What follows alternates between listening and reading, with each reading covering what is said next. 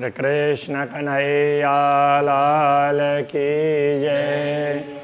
श्री निजानंद स्वामी की जय। श्री प्राणनाथ प्यारे की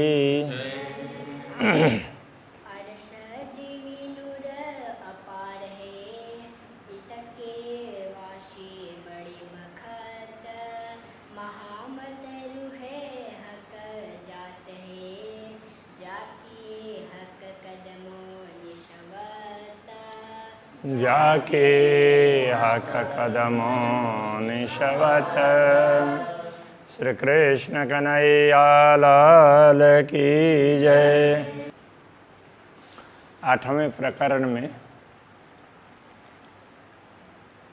चरण ब्रह्मात्माएं अक्षरातीत धामधनी के चरणों को कैसे छोड़ सकती है, उससे दूर कैसे हो सकती है, उस बात को कहते हुए पूरे परमधाम का संक्षेप में वर्णन किया, परमधाम के भिन्न भिन्न दृश्यों का।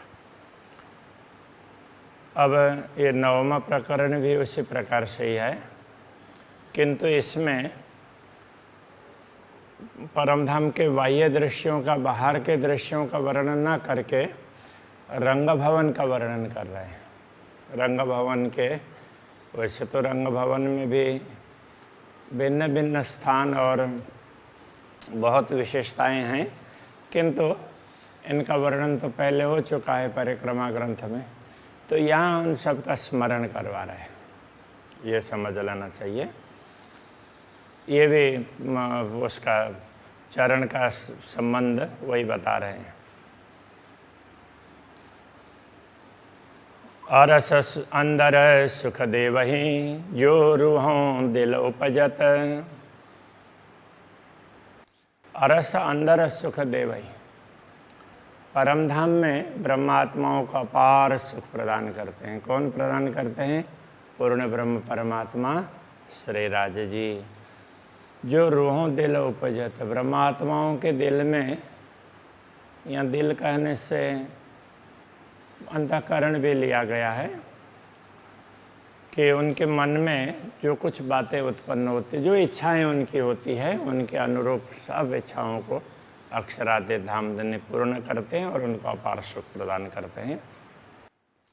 ऐसी ब्रह्म आत्माएं सो रूहें कदम क्यों छोड़ई जाके असलाह कनिष्वत। ऐसी आत्माएं अक्षरातीत धामधनी के चरण कमल को कैसे भूल सकती है? अर्श अरवाह भूम खिलवत नूर दसों दिशालरत। अरस अरवाह परमधाम की आत्माएं, रूह और अरवाह, वैसे कई स्थानों में रूहें भी कहा, बहुवचन हो गया, किंतु अरबी में देखा जाए तो रूह एक वचन है और अरवाह बहुवचन है। और रूह का भी कई स्थानों पर रूहें कर देते हैं और कई स्थानों पर अरवाह का भी अरवाहें कर देते हैं। ये हो सकता है कि प्राणनाथ जी ने ना किया हो और परवर्ती संतों ने उनको भाषा का ख्याल न होने से ऐसा किया हो, कर दिया गया हो। हाँ, रूह का रूहें, ये तो भारत में जब अरबी और फारसी उनमें से उर्दू भाषा तैयार हुई तो उर्दू में तो रूह का रूहें बोल देते हैं, किंतु अरवाहें नहीं बोलेंगे। तो जो परमधाम की आत्माएं हैं, अरवाह कहने से आत्माएं हैं। भौम खिलवत, तो वो प्रथम भूमिका, यहाँ भौम कहने से भूमिका, तो वो प्रथम भूमिका के लिए, पर प्रथम भूमिका मूल मिलावा के अंदर विराजमान हैं। नूर दसों दिशा लरत, तो वहाँ अक्षरातीत धामधनी श्री श्यामा जी के साथ में, बीच में, मध्य में सिंहासन में विराजमान है, चारों तरफ ब्रह्मात्माएं। तो इस मूल मिलावे का प्रकाश कोई सागर की भांति वर्णन किया है। तो 8 सागर है, तो वो मूल मिलावे के अंदर भी बताए गए हैं। तो उनका प्रकाश परमधाम में चारों तरफ फैला हुआ है, 10 दिशाओं में उनके प्रकाश, उनका वहाँ का प्रकाश है, उसकी तरंगें लहराती रहती है। सो क्यों छोड़े इन कदम को जाके असलाह कनिष्वत। तो जो ब्रह्मात्मा है ऐसे मूल मिलाव में अक्षराते धामधनी के चरणों में बैठी हो, वो उनके चरणों को कैसे छोड़ सकती है। रूहें 12,000 बैठाए के हक हाँसी को खिलावत है। इसी मूल मिलाव में 12,000 ब्रह्मात्माओं को बैठा करके अक्षराते धामधनी उनको खेल दिखा रहे हैं। खिलाते हैं मतलब उनको खेल दिखा रहे हैं। तो इसलिए हंसी करने के लिए, हंसी करने का तात्पर्य उनका कोई मजाक उड़ाना उस अर्थ में नहीं है जैसे हम लोग माया के कारण करते हैं, अपने बड़ाई करना चाहते हैं और दूसरों को घटाना चाहते हैं, उसके लिए मजाक करते हैं, वैसा नहीं। राज्य किस तरह से मजाक करते हैं, तो राज्य अपने महत्व भी समझाना चाहते हैं। तो ब्रह्मात्माओं में एक प्रकार से ये भाव है कि जब अक्षरातीत हमारे धनी हैं तो हमारा प्रेम उनके प्रति ज़्यादा होना चाहिए। तो उसको वो अक्षरातीत धनी समझाना चाहते हैं, देखो तुम्हारे अंदर जो है वो हमारा ही दिया हुआ है, हमारा ही तो तुम्हारे में है, तुम्हारा अलग से नहीं है। उस बात को समझाने के लिए उनको थोड़ा सा उनकी भूल भी दिखानी होगी। तो इसलिए वो भूल उनको दिखाने के लिए ये खेल दिखा रहे हैं। इसलिए यहाँ का हक हाँसी को खिलावत, हंसी करने के लिए खिला रहे हैं। सो रूहें कदम क्यों छोड़े जाके असला कनेश्वत। ऐसी ब्रह्मात्माएं उनके चरण कमल को कैसे छोड़ सकती है। और हंसी भी इसलिए कर रहे हैं कि उनको प्रेम का ज़्यादा अनुभव करवाना है। तो अक्षरातीत धनी का प्रेम इतना ज़्यादा है, वो अनुभव कर सके, उसके लिए उनकी हंसी होनी है। ले सुख चे बच्चे भौम दूसरी, अब प्रथम भौम की बात हो गई तो दूसरी भौम की शुरू कर रहे हैं। दूसरी भौम में चह बच्चा, तो जो जिसको खड़ो कली कहा वो जलकुंड विशेष, तो वहाँ जलकुंड में जा कर के जल क्रीड़ा करते हैं और फिर रंग भवन के अंदर आकर के जहाँ भूल भुलौनी के मंदिर हैं, बीच में चबूतरा है, तो उसमें बैठ कर के श्रृंगार करते हैं और फिर भूल भुलौनी की अलग अलग लीलाएं करते हैं। तो उसकी बात कर रहे हैं दूसरी भौम में, जहाँ वो जलकुंड खुलता है। महल माए सहस्रजित, जहाँ महल 12 सहस्रजित, 12,000 महल हैं। यहाँ महल कहने से मंदिर, 12,000 मंदिर भूल भुलौनी के जहाँ पर हैं। तो वहाँ लीला करने वाली ब्रह्मात्माएं सो क्यों छोड़े रुए कदम को, जाकी असलाह करने शिवता। वो अक्षराते धामधनी के चरण कमल को कैसे छोड़ सकती है, कैसे बोल सकती है। रुए तीसरी भूमि चढ़ के बड़े झरोखों आवत, तो ब्रह्मात्माएं तीसरी भूमिका में जा कर के बड़े झरोखे में, तो तीसरी भूमिका में से बड़ा झरोखा आरंभ होता है, फिर ऊपर तक जाता है। किंतु बाकी झरोखे तो बहुत हैं, तो ये बड़ा झरोखा है, इसलिए यहीं पर झरोखा हो गया, दहलान हो गई और पीछे चबूतरा है, इन सब को मिला करके ये बड़ा सा क्षेत्र है, उसको प्रतिशाल कहा है, वो पड़शाल। तो वहाँ बैठती है ब्रह्मात्माएं। सो क्यों रहे हक कदम बिना, जाकी असलाह का निश्वत। वो अक्षराते धामधनी के चरणों के बिना कैसे रह सकती है। कई इंड पलत है पैदा फना, जिन कादर एक कुदरत है। अक्षर ब्रह्म का वर्णन कर रहे हैं। जिन कादर का अर्थ होता है समर्थ, जो समर्थ अक्षर ब्रह्म है, उनका कुदरत है, उनकी प्रकृति, उनका स्वभाव। तो उनका स्वभाव कैसा है, तो कई इंड पलत है पैदा फना, उनके पल मात्र में करोड़ों ब्रह्मांड बनते हैं और करोड़ों मिटते हैं। ऐसा सामर्थ्य है उनके पास में। ऐसे अक्षर ब्रह्म ए आवे मुजरे इन स्वरूप के, अक्षरातीत धामधनी के स्वरूप के दर्शन के लिए आते हैं। और यहाँ ये भी कह सकते हैं अक्षरातीत के साथ में उनके मन में इच्छा हुई अक्षरातीत धामधनी कैसे लीलाएं करते हैं, तो उनकी लीलाओं को देखने के लिए इच्छा हुई। तो ब्रह्मात्माओं के दर्शन की भी इच्छा होती है। तो उन जिन ब्रह्मात्माओं के दर्शन के लिए आते हैं, ये भी कह सकते हैं धामधनी के दर्शन के लिए तो आते ही हैं, किंतु यहाँ पर ब्रह्मात्माओं का भी दर्शन चाह रहे हैं।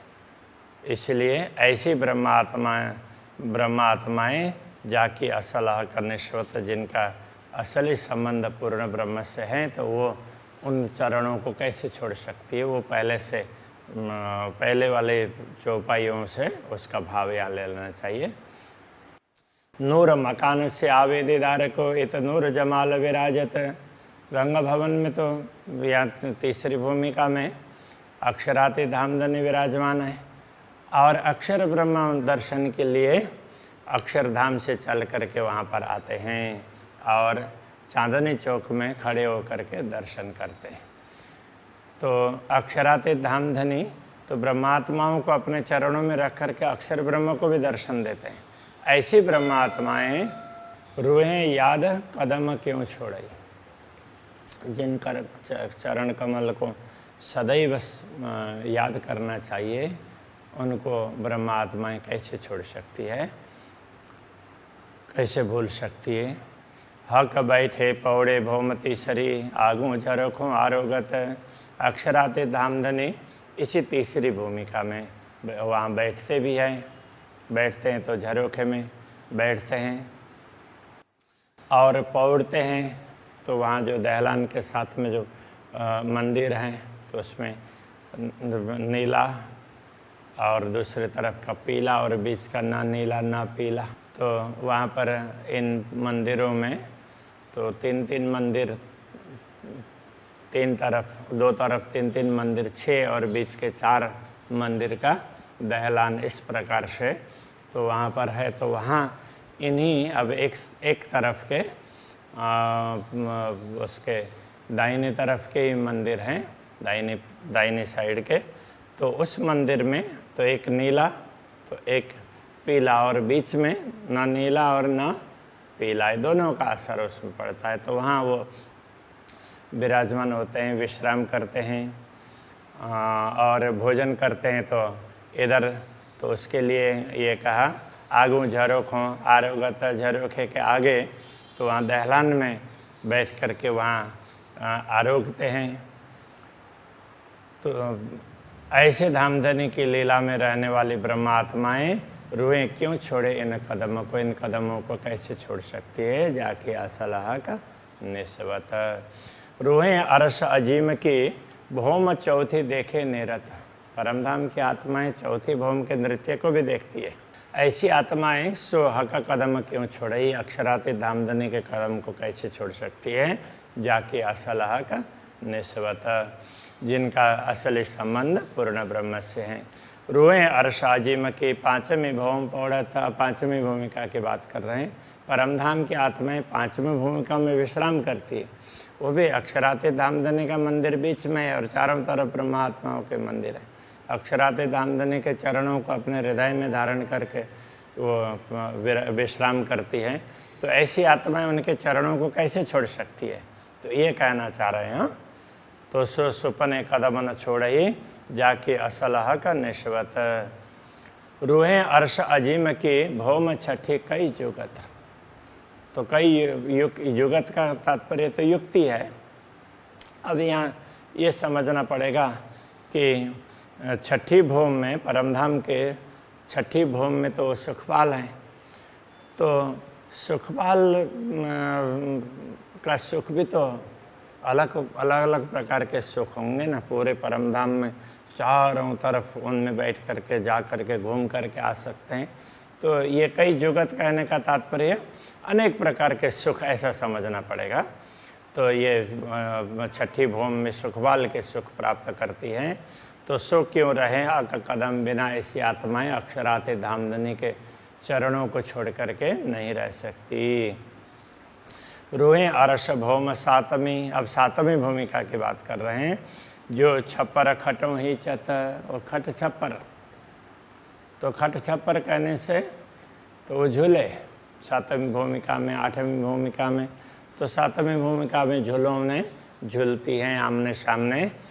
ऐसी आत्माएं सुपने कदम न छोड़े, स्वप्न में भी अक्षराति धामधनी के चरणों को नहीं छोड़ सकती है, जाके असलह का निस्बत। ये अरस भौम 8वीं, परमधाम की 8वीं भूमिका में साम सामी हिंडोलों खटकत, सामने सामने इधर और उधर सामने और इधर से इधर सामने, ऐसे चारों तरफ से एक साथ इकट्ठी होती है। वो खटकना, जैसे कोई चीज़ किसी को खटकती है तो उसका सीधा साधा अर्थ तो चुभ जाती है, ऐसा है। तो यहाँ खटकने का अर्थ चुभना नहीं है, वो झूलों में विराजमान होकर के झूलती है।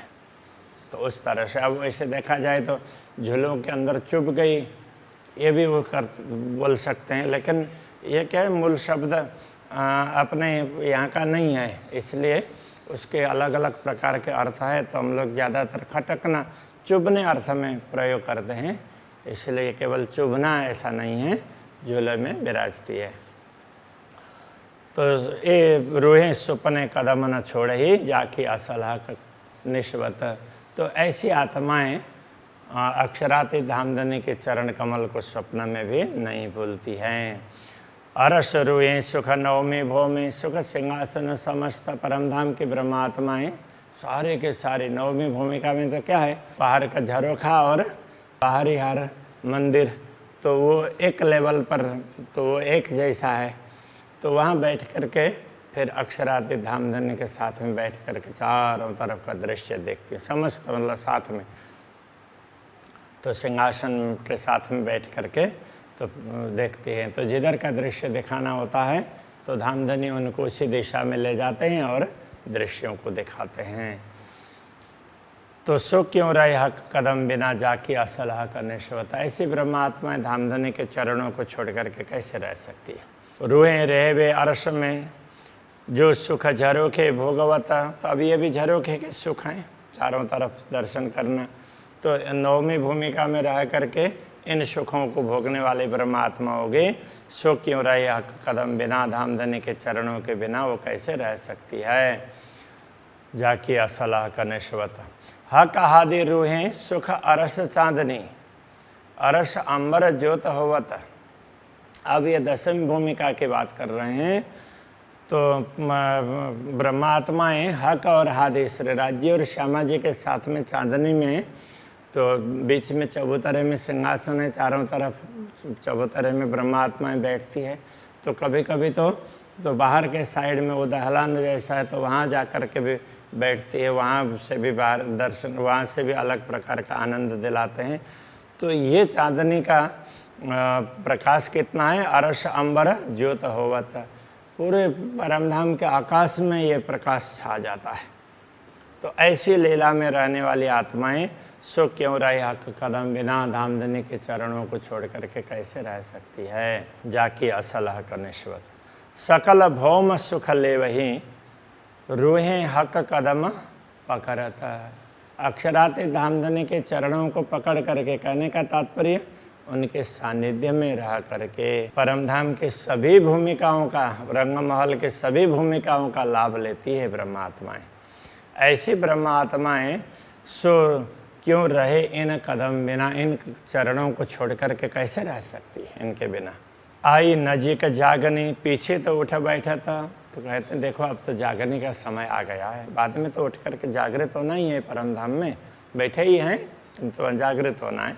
हाँसी ओसी भूली पर, जो हम माया को देखते हुए भूल जाते हैं, तो इस भूल पर हंसी हो जाएगी। तो इसलिए अब सचेत हो जाओ, ये कहना चाह रहे हैं। तो जिनको जाकी असलह का निस्बत, जिनका असली संबंध पूर्ण ब्रह्म से हैं, ऐसी आत्माओं पर हंसी होगी, इसलिए सचेत होना चाहिए। रुएं हुक्म ले दौड़ियो मूल तन अरस में उठत। तो ब्रह्मात्माएं तो अक्षराती धामधनी के आदेश से तुम दौड़ो, कहने का तात्पर्य यूँ तैयारी कीजिए, आगू करनी है दौड़, इस तरह से तैयार हो जाओ, सचेत हो जाओ, जागृत हो जाओ। मूल तन अरस में उठत, मूल परमधाम के मूल तन परात्मा में जागृत होना है। तो हाँ कहाँ शशि तुम ऊपर, तुम यदि जागृत नहीं होगे तो धामधनी तुम पर हंसी करेंगे। रुएं क्यों भूली ए निस्बत। तो ब्रह्मात्मा इस संबंध को कैसे भूल सकती है। तो इसमें कहने का तात्पर्य तुम सचेत हो जाओ, जागृत हो जाओ, अन्यथा धामधनी तुम्हारे ऊपर हंसी करेंगे। तो इस दृश्य को तुम कैसे भूल सकती हो। आया नजीक बखत मोमिनो, क्यों भूली आदि नश्यत। अरे ब्रह्मात्माओं, जागृत होने का समय आ गया है, इसलिए सतगुरु के उपदेश को, नश्यत उपदेश, उसको तुम भूलो मत। जो सुपने कदम न भूलिए, हंसी कसों ले निश्वत। यदि स्वप्न में भी धामधनी के चरणों को नहीं भूलेंगे तो हंसी कसों ले निश्वत। जब जागृत होंगे तो हम भी खुश हो जाएंगे धामधनी के साथ में, तो हमें भी लगेगा कि चलो हम भूले नहीं, हम सचेत रहे, ऐसा होगा। और ये विश्वास होना चाहिए, अब इससे जागृत हो जाओ। इसके लिए लाहा लीजिए दोनों ठौर का, सुनो मोमिनो कहे महामत। तो महामती कहते ही ब्रह्मात्माओं सुनो, दोनों स्थानों का लाभ लेना चाहिए। एक तो दुनिया, तो दुनिया में भी जागृत होकर के दूसरों को भी जागृत करो, तो एक लाभ हो गया। और परमधाम में जागृत होते हैं और वहाँ पर फिर भूल गए हैं ऐसा करके, तो वो उस समय हास्य का पात्र नहीं होना पड़ेगा। तो धामधनी भी कहेंगे ओ तुम तो बड़े अच्छे रहे, तो तुम भूले नहीं, तो दोनों ठौर का लाभ हो गया ना। तो इस प्रकार से लाभ लेना है। क्यों सुपने ए चरण छोड़िए, जाकि अपनी असल निश्वत। इसलिए स्वप्न में भी इन चरण कमल को छोड़ना नहीं चाहिए, क्योंकि हमारा असली संबंध इन्हीं चरणों के साथ में है। इस प्रकार से चरण कमल की महिमा समझाइए। तो ये 3 या 4 प्रकरणों में तो ये चरण कमल तो शुरू से ही है, किंतु तो जाकि असल हक निश्वत, ये चतुर्थ चरण के साथ में शायद 3 प्रकरण हुए हैं, इसके द्वारा इस प्रकार समझाया। अब दूसरे प्रसंगों को समझाएंगे, तो अभी के आज के प्रसंग को यहीं पर रखते हैं। श्री कृष्ण कन्हैया लाल की जय। अपनी असल निस्वत,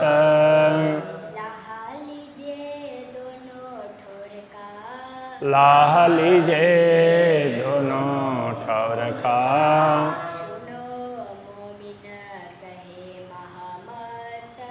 सुनो मोमिनो कहे महामत।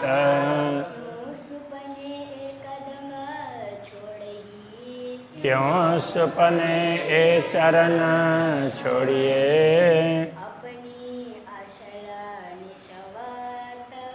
अपनी असल निस्वत।